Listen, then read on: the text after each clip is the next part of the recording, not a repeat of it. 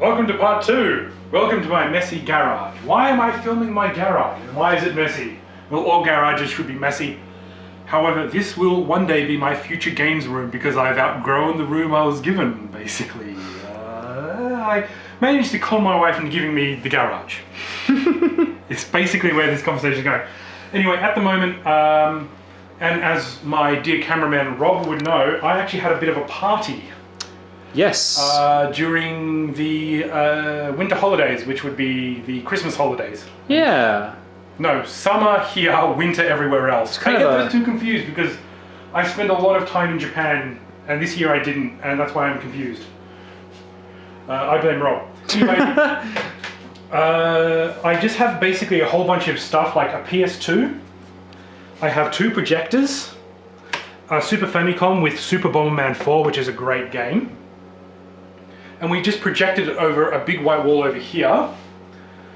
And we just had a great day of drinking and playing games and playing Bomberman and playing Dreamcast games, which a friend of mine brought over, and it was a fantastic day. Yeah, I kicked ass right until people started playing Bomberman. Then not so much. Not so much. These are the things you get from the dump for $5. Like one of the most reliable DVD players ever. You can get at the local tip. Pay $5 and it's yours. And they're very durable. I even have a fight stick over here. PlayStation 2 15th anniversary. It is really fun, and it only works on Xbox One and PS2. So why are we in the garage looking at some of my random junk I haven't packed away yet? And what is that buzzing sound? Introducing the Game Life Balance main machine. So I bought this for $200, wasn't working, replaced the fuses, replaced the power supply, the internal power distribution system, and got it working again. It used to be full of stickers and like the kind of stickers that, let's just say, a Dubro would have. The guy who bought it off was actually quite nice, but apparently it broke when his friend got into the front panel, which I've since replaced, and touched 2 wires which he thought were speaker wires, but were actually the transformer wires, and blew the entire system out. The power system, lucky there were fuses in place. I have since replaced all of the parts, and game 1 of 310. However, press that button and it's game 1 of 1066. Now, it is actually coin-op, 2-player, you can sit down in front of it. I didn't have to gut another machine to make it a main machine. It is basically made for this purpose. It's still kind of JAMMA interface inside, which is like the Japanese arcade machine rah-rah thing, which is really good. But however, since it is coin-op, I added a little switch on the side to give myself more credits rather than having to deposit coins. So I just kind of drilled a hole in the side, added a switch.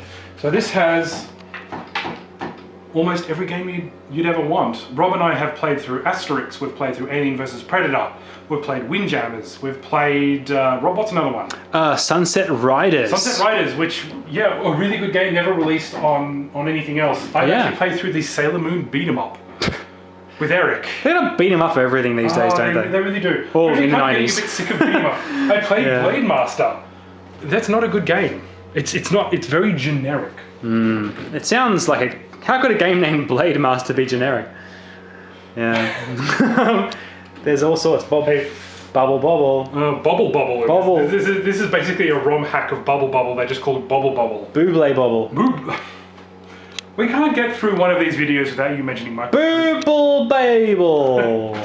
So this is when we need to do arcade research for one of our featured games. This is what we use. And of course they always come up with, if you're using this outside of Japan, then you're doing something horribly illegal.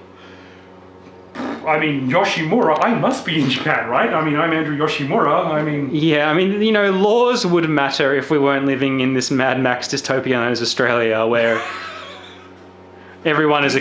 Try and sue us. Actually, don't try. It's in our blood, alright? We're criminals by nature.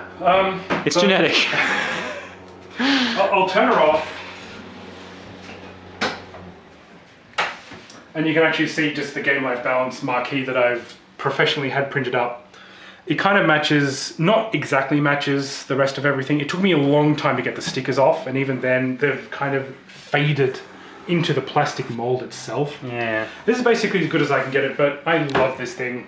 Rob loves this thing, although he might not admit it. I'm glad that you own it because I get to enjoy it without having the fact of an arcade machine sitting in my garage. But yes, no, it has been a lot of fun. So I've already started terraforming this room into my own, but I do have a couple of signatures up on the wall. I've got Charles Bud Tingwell, who was a very famous Australian actor, and Gramps from the Late Show version of Charlie the Wonder Dog.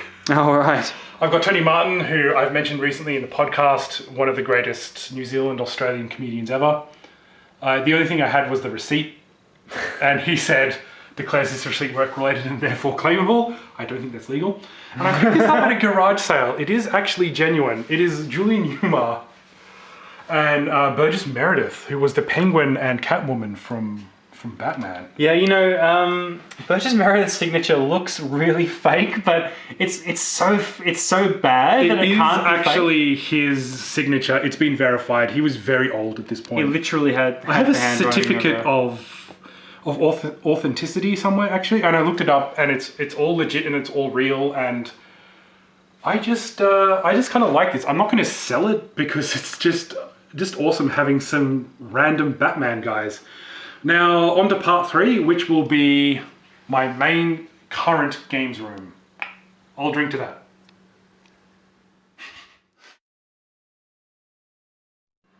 Part 2 bonus, because there's great stuff all over my house.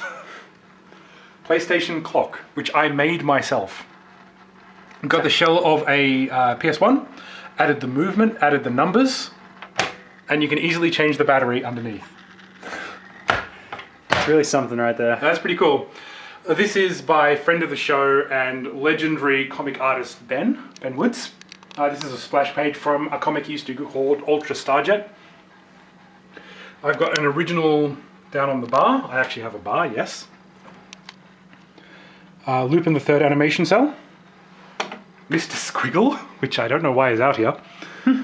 I have... Oh, you keep Mr. Squiggle close at hand. Turn that on. Here we go. A Duff beer display, which was actually from a Carlton Ice display, which I changed.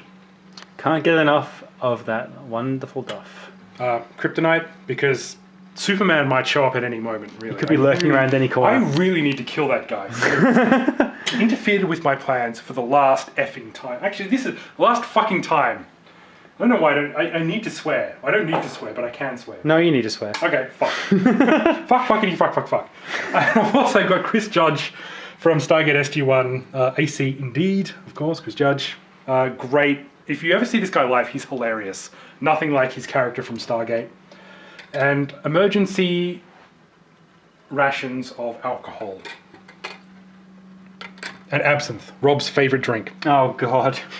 Absinthe is my tequila, I guess. A lot of people have, like, trauma about tequila. My trauma is absinthe, so... Have you even got Mr. Burns? Yikes. Yeah, it's actually for opening wine. Sure. That's what all the murderers say.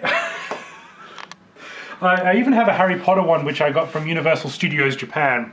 And this wand chose me because I was looking at a whole bunch of wands, wasn't sure which one to get. This one actually literally fell from the top shelf onto my head. And I opened it up and I went, hey, this guy's really happy. I thought he was smiling. I didn't know it was a Death Eater wand. The best thing is, it's so well made that you can actually use this guy here to open drinks. Like I've been using him as a can opener, as a bottle opener for beer. That's the kind of magic I can get behind. And last thing for our little bonus bit here. This is a lectern I basically had to make. I had to make it so I could have the Calvin and Hobbes books displayed properly. Because those collector's editions, they're big. They're big. These are really motherfucking big.